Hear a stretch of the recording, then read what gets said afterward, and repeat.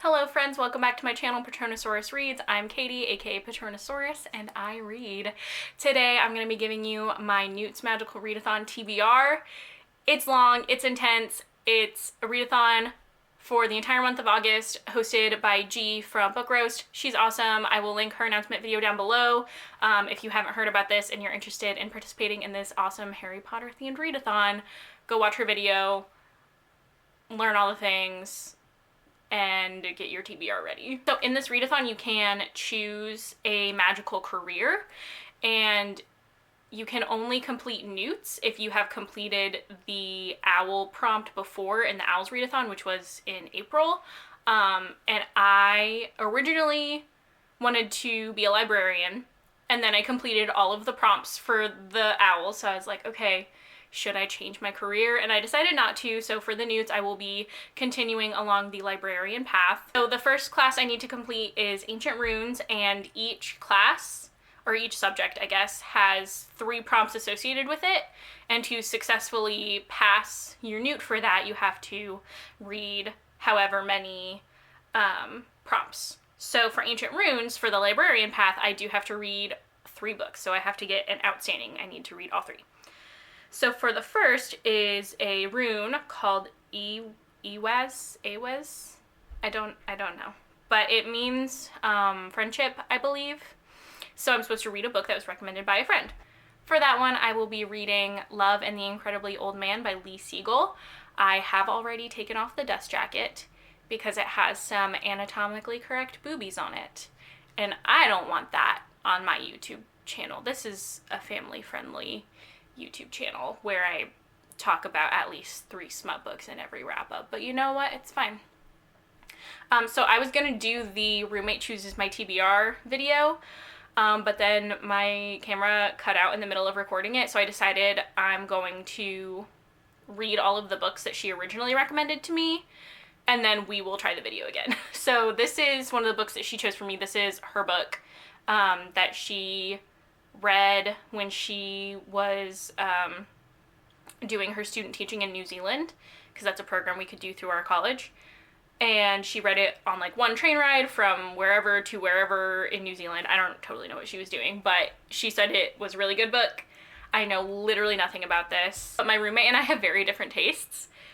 So it's very likely I will read this and absolutely hate it, but you know what? It's short, it's good for a readathon, I'm just gonna go for it. The next challenge in Ancient Runes is to read a book written in the past tense. So for that, I will be reading In an Absent Dream by Shauna Maguire. If you are unaware of the Wayward Children series, it's basically about children who travel to other worlds, think like Narnia or Wonderland, and then they come back to Earth for whatever reason, and they are not super happy about it. This book is sort of like a prequel. It follows a character from the first book, Lundy, and the magical world that she went to and her experiences. And I'm pretty sure it's like a Goblin Market type fantasy world, which I'm very excited about because I love Christina Rossetti's poem, The Goblin Market. So that's very exciting. And again, very short, very small book, perfect for a readathon. The last challenge under Ancient Runes is to read a book that's been on your TBR for ages. So for that, I will be reading Girls of Paper and Fire by Natasha Nyan. This is a fantasy world where I think there's demons, and the king is a demon, and he takes women as basically like consorts, and they're called paper girls.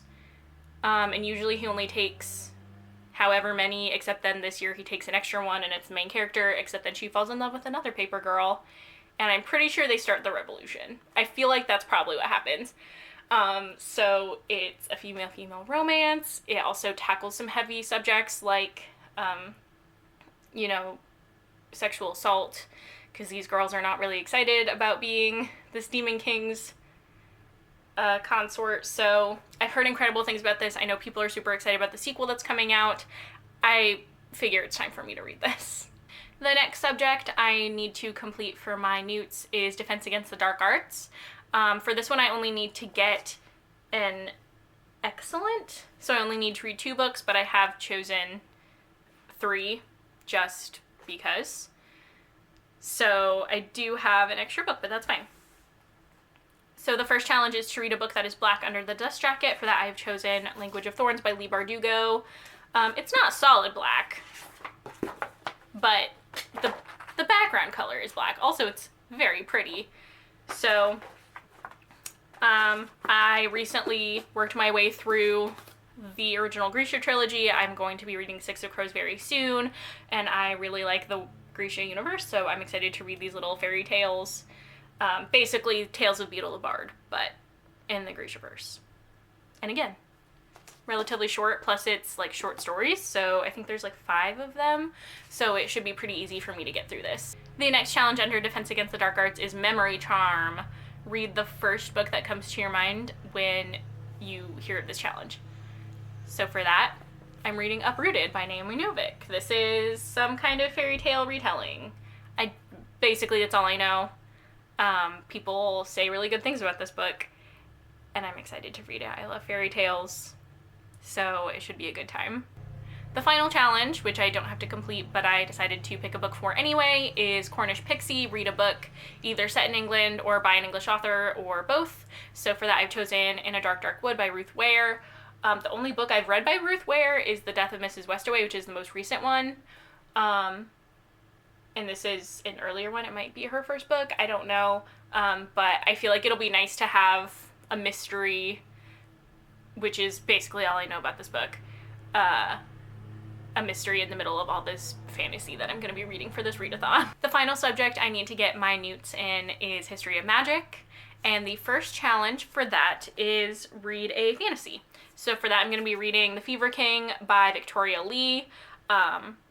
She's another author who did a really cool pre-order campaign on Twitter, and so basically I was like, yeah, sounds cool.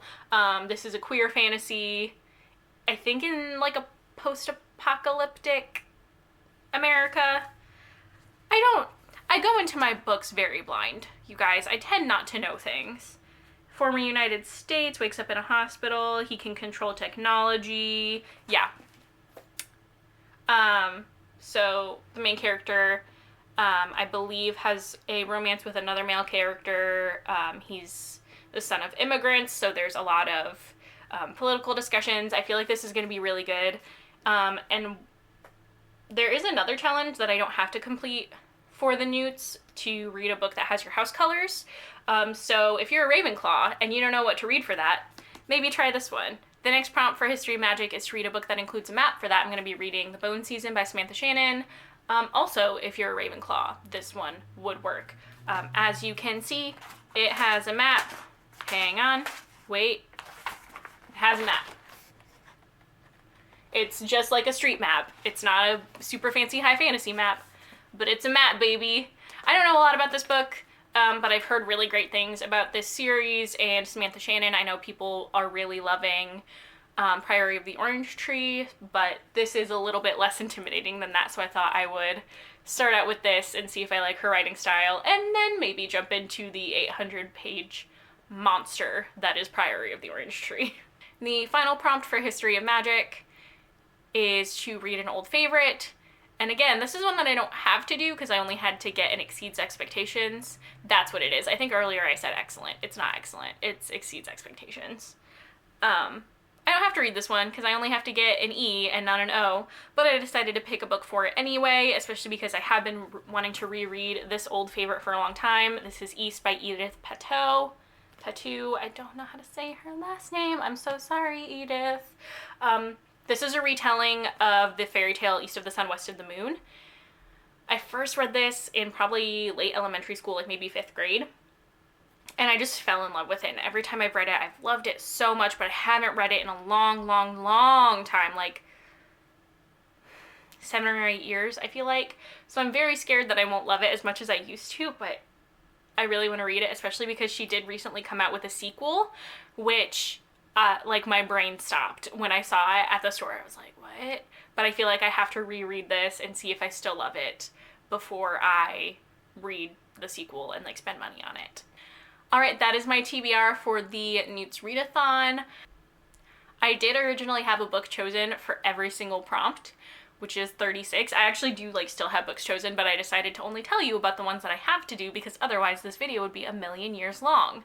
I might still be trying to get a good grade in other subjects just because I can, but these books in this video are going to be my priority since I have to complete them in order to become a librarian. If you're participating, let me know. I would love to watch your TBR videos, so link them down below. Leave a comment, like, and subscribe. That's what YouTubers say. I'll see you guys next time. Bye.